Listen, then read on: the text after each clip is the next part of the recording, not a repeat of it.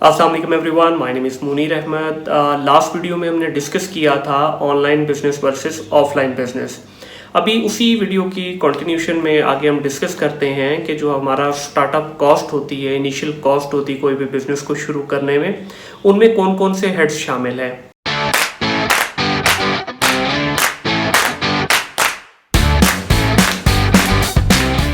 जी, तो जैसा कि आप सब लोग जानते हैं कि कोई भी बिज़नेस जब आपने शुरू करना है तो डेफ़िनेटली आपको उसकी कुछ कॉस्ट होती है, चाहे वो ऑनलाइन बिज़नेस है या ऑफ़लाइन बिज़नेस है। अब ये जो मैं पॉइंट डिस्कस करूँगा, ये जेनेरिक पॉइंट हैं, कुछ इसमें से ऑनलाइन के लिए होंगे, कुछ ऑफ़लाइन के लिए होंगे, डिपेंडिंग अपॉन द सिचुएशन। सबसे पहले हमारे पास जो कॉस्ट का हेड आता है वो है इक्विपमेंट कॉस्ट। जब भी आपने कोई भी बिज़नेस प्लान करना है तो आपको कुछ इक्विपमेंट लेना पड़ता है। अगर आप ऑफलाइन बिज़नेस में हैं तो उसमें आपका बहुत सारी चीज़ें आ जाती हैं जो आपके इनिशियल सेटअप में लगेंगी। अगर ऑफलाइन में हैं तो उसमें भी आपके बहुत सारे सॉफ्टवेयर्स हो सकते हैं, आपके लैपटॉप वगैरह हो सकते हैं और उसमें यूज़ होने वाली डिफरेंट इक्विपमेंट्स आपके हो सकते हैं। उसके अंदर सेकंड नंबर पे जो चीज़ आती है वो है आपकी बिज़नेस रजिस्ट्रेशन फ़ी। पाकिस्तान में तो यूजली ज़्यादातर लोग बिज़नेस रजिस्टर्ड नहीं करते, बट अगर आपके पास लंबा प्लान है, आप लॉन्ग रन खेलना चाहते हैं बिज़नेस के अंदर और आपको एक लेजिटिमेट बिज़नेस स्टार्ट करना है, तो आई वुड स्ट्रांगली रिकमेंड कि एटलीस्ट आप अपनी कंपनी ज़रूर रजिस्टर्ड करवाएं। अगर आपकी कंपनी रजिस्टर्ड नहीं होगी तो आप खुद देख लीजिए कि फिर आपको किसी भी तरफ आपका कोई लेजिटिमेट एग्जिस्टेंस नहीं है बिज़नेस के अंदर। कंपनी रजिस्टर्ड कराने से आपको इसके मल्टीपल एडवांटेजेस मिलते हैं, वो भी एक वीडियो के अंदर मैं डिस्कस करूंगा कि registered business versus non registered business के क्या फ़ायदे और नुकसानात हैं। अगली चीज़ इसमें आपकी आ जाती है मार्केटिंग की कॉस्ट।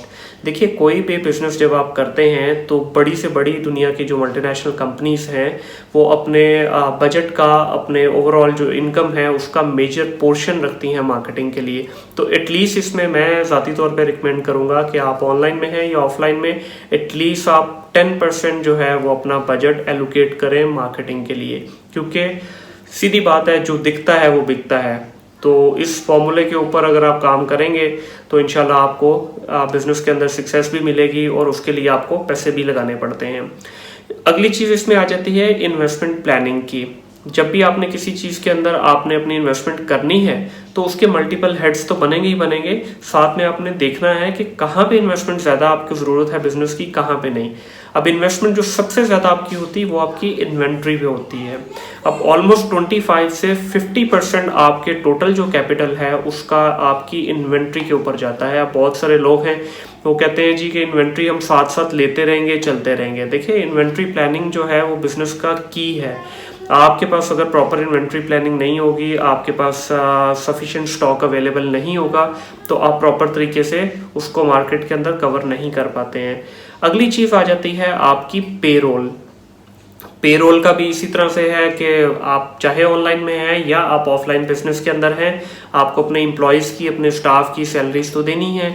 तो अगर आपने वो प्रॉपरली कैलकुलेट नहीं की होगी, प्रॉपरली फोरकास्टेड आपके पास फिगर्स नहीं होंगे, तो आपके प्लानिंग जो है इनिशियल कॉस्ट के अंदर जो आप रखेंगे या इनिशियल कैपिटल जो आप रखेंगे उसमें अगर प्रॉपर उसको नहीं आपने हेड को काउंट किया हुआ तो आपके लिए स्ट्रगल बनती है। अब इसके अंदर देखिए, कुछ लोग कहते हैं जी आपके पास एटलीस्ट जो है अपने स्टाफ को पे करने के लिए और बाकी सारे जितने भी आपके ओवरऑल सेटअप है इनिशियल कॉस्ट में एटलीस्ट 3 मंथ्स या 6 मंथ का आप बिजनेस प्लान लेके आए ताकि आपको कल को कोई दुश्वारी ना आए। क्योंकि बिजनेस है, बिजनेस में अप्स एंड डाउन आते हैं। खुदा न खास्ता आपको शुरू में बिजनेस में टफ टाइम मिलता है, नहीं चल पाता, तो आपके पास अगर 3 मंथ से 6 मंथ का बैकअप होगा तो एटलीस्ट आप सर्वाइव कर पाएंगे। अगर आपके पास बैकअप नहीं है तो आप कोलैप्स कर जाएंगे दूसरे महीने। बहुत सारे हमारे यहाँ स्टार्टअप्स ऐसे देखने को मिले हैं कि जिन्होंने बहुत ही अच्छे बिजनेस प्लान के साथ शुरू किया, but lack of capital, lack of proper investment planning के उन्होंने स्टार्ट किया। बिजनेस प्लान तो अच्छा ड्राफ्ट कर लिया, लेकिन कैपिटल की प्लानिंग, इन्वेस्टमेंट की प्लानिंग, इनिशियल स्टार्टअप के ऊपर जो कॉस्ट आती है उसको प्रॉपरली मॉनिटर नहीं किया, तो वो दूसरे तीसरे महीने में ही अपनी स्ट्रगल फेज के अंदर ही मार्केट से वाइप आउट हो गए। अगली चीज़ इसमें आ जाती है, 2 लास्ट चीज़ें इसमें रह गई हैं। एक इसमें आती है मेजर चीज़ आपके टैक्सेस। अगर आप रजिस्टर्ड बिजनेस हैं तो डेफिनेटली आपको टैक्स वगैरह पे करना होता है। जिस भी आप रीजन में काम कर रहे हैं उसके अकॉर्डिंगली आपको टैक्सेस देने होते हैं, तो टैक्स की भी आप प्रोविजन इसमें रखते हैं।